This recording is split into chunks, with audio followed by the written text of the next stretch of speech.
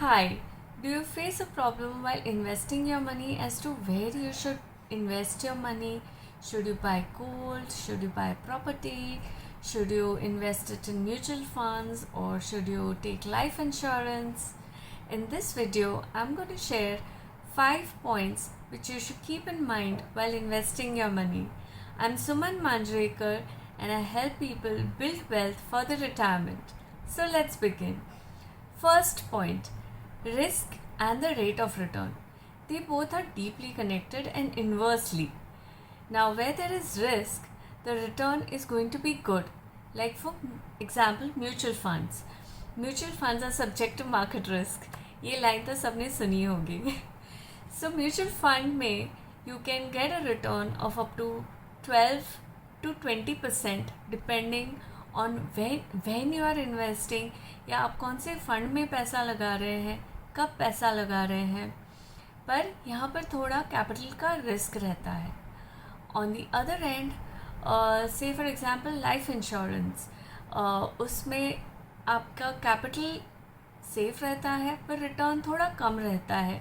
You get a return of about 7 to 8%. पर मैं यहाँ पे एक बात आपको बताना चाहूँगी.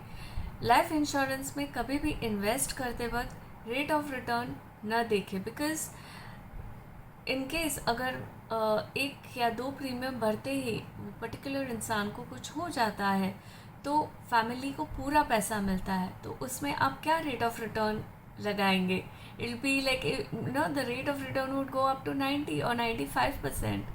So it's a very wrong thing to check the rate of return when you are taking life insurance.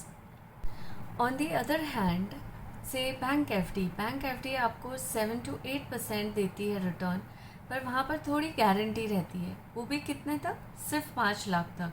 वो भी अगर आपकी बैंक DICGC के लिस्ट में है.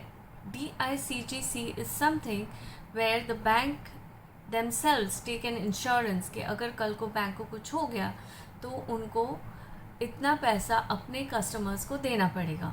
तो बैंक डिपॉजिट करने के पहले आप ये ज़रूर जांच लें कि आपकी बैंक DICGC के अंडर लिस्टेड है या नहीं. और दूसरी बात जो कि काफ़ी लोगों को नहीं पता है, बैंक लॉकर्स की कोई गारंटी नहीं होती, कोई इंश्योरेंस नहीं होता. कल को अगर नेचुरल डिज़ास्टर में या टेररिस्ट अटैक में अगर आपके बैंक लॉकर को कुछ हो जाता है and you lose whatever is there in the bank locker, it is not insured. there is no guarantee that bank is going to give you on the things which you have kept in bank lockers. Then let's talk about gold. Gold में पैसा तो काफ़ी safe है, पर seriously क्या उसका return बहुत अच्छा है? जी नहीं.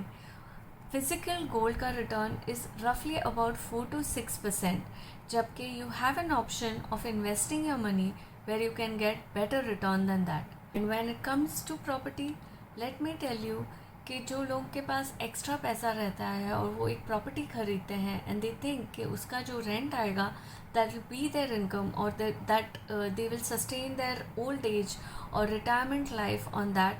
लेट मी टेल यू, उसका IRR, दैट इज़ के rate of return, will be रफली about 2.8 to 3%, which is really low.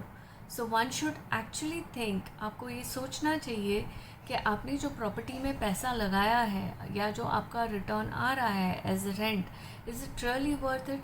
And property itself, property का जितना अप्रिसिएशन पिछले 20 साल में हुआ जब India was a developing country, उतना आगे के 20 साल में होने वाला नहीं है. So you should think twice before buying a second property. So these are few things where you should keep in mind कि कहाँ पे रिटर्न ज़्यादा है, कहाँ पे रिस्क है. So risk and your capital guarantee are inversely related. जहाँ पे रिस्क होगी वहाँ रिटर्न ज़्यादा होगा, जहाँ पे रिस्क कम होगी वहाँ पे रिटर्न कम होगा. Now let's talk about liquidity. Liquidity is also very important, because घर में अगर कोई इमरजेंसी आ जाए तो यू नीड लिक्विड कैश. उस वक्त ना तो गोल्ड बेचने जा सकते हैं आप मार्केट में, और प्रॉपर्टी भी बहुत आसानी से बिकती नहीं है. कभी कभी महीनों, कभी कभी सालों लग जाते हैं. So the liquidity is very less in things like gold and property, जबकि म्यूचुअल फंड या बैंक एफडीज में लिक्विडिटी बहुत रहती है। पॉइंट नंबर 3, आप जहाँ पर भी पैसा इन्वेस्ट करें ये ज़रूर जांच लें कि उसके पीछे कोई रेगुलेटरी बॉडी है या नहीं, उस संस्था को कोई बड़ी संस्था रेगुलेट या मॉनिटर कर रही है कि नहीं। जैसे एक स्कूल रहता है, उसमें एक प्रिंसिपल होता है, वैसे ही ये जो डिफरेंट कंपनीज रहती हैं या डिफरेंट इंडस्ट्री रहती है, उसके पीछे एक रेगुलेटरी बॉडी होती है। फॉर एग्ज़ाम्पल, इंश्योरेंस के लिए IRDA है, म्यूचुअल फंड के लिए AMFI है, प्रॉपर्टी के लिए रेरा है। तो प्लीज़ मेक श्योर कि wherever you are investing your money is regulated by some or the other body, unlike cryptocurrency जिसके पीछे कोई regulatory body नहीं है। Then comes the transparency about how that company wherever you are investing is going to reinvest your amount। माने कि जहाँ पर आपने पैसा लगाया है, XYZ कंपनी को दिया है, तो वो XYZ कंपनी आपका पैसा लेके आगे कहाँ लगाने वाली है। या जैसे म्यूचुअल फंड है तो वो किन टाइप की कंपनीज़ में पैसा लगाएंगे, या अगर वो लाइफ इंश्योरेंस है या LIC है तो वो कहाँ पैसा लगाने वाली है, कि बॉन्ड्स में लगाने वाली है, कि इंफ्रास्ट्रक्चर में लगाने वाली है, कितना % शेयर मार्केट में लगाने वाली है। तो ये ज़रूर जांच लें या देख लें कि आप जिसको पैसा दे रहे हैं are they transparent enough to tell you कि where they are going to reinvest your money. And the last point is taxation. When you're investing money, make sure you know what tax benefit you're going to get while investing money or while giving the money, and when you're receiving money, what are the taxations that you will have to pay. For example, money invested in life insurance, PPF, ELSS mutual fund, ये सब का जो पैसा है आप जो invest करते हैं वो 1,50,000 तक डिडक्ट हो जाता है under section 80C। So you get a deduction of ₹1,50,000 under section 80C if you are investing in life insurance, ELSS, PPF. Whereas when you get the money, when you receive the money from insurance, it's totally tax free under section 1010D.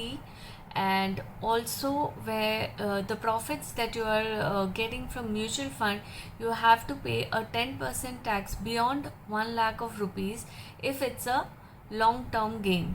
So these are the few points which you should take care of while investing.